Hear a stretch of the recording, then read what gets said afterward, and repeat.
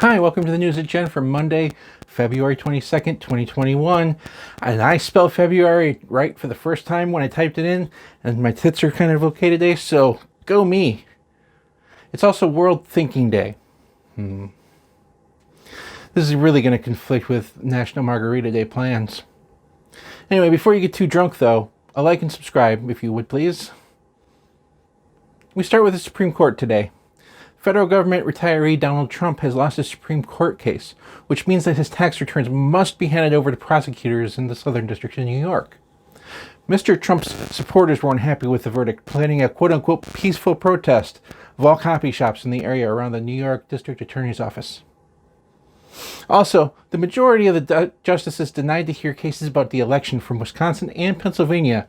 However, a strange note was embedded in Justice Thomas's dissent, particularly of the Pennsylvania case, where he said that, quote-unquote, an election free from strong evidence of systemic fraud is not alone sufficient for election confidence.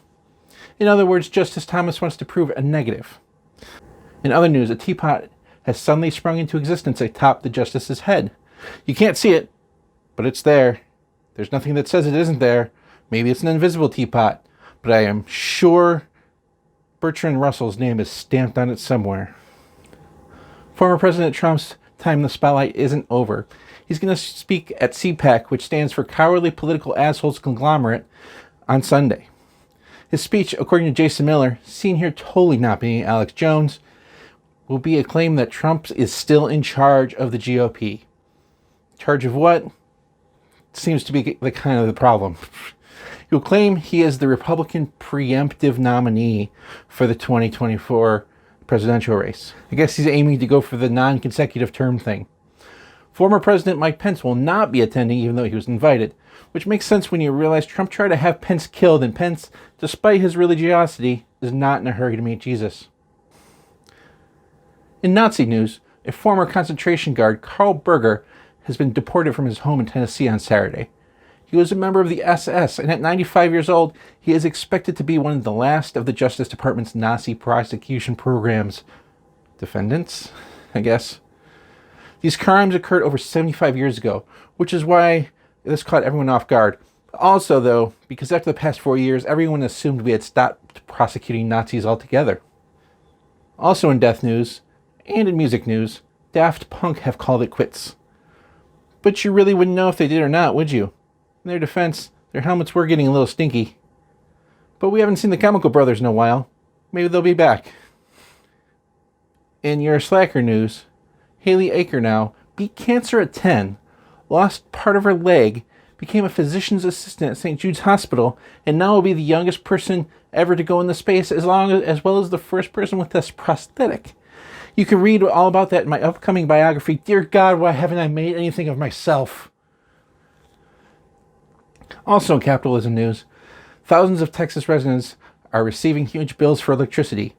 Those who are able to keep their electricity on and are charged wholesale rate found that their bills had automatically hit their bank accounts, sometimes for thousands of dollars. These folks use an app called GRIDDY. Not to be confused with GRIDDY, but GRIDDY, which is how these people get their wholesale pricing. Which means they signed up for this rather than a slightly more expensive but fixed rate.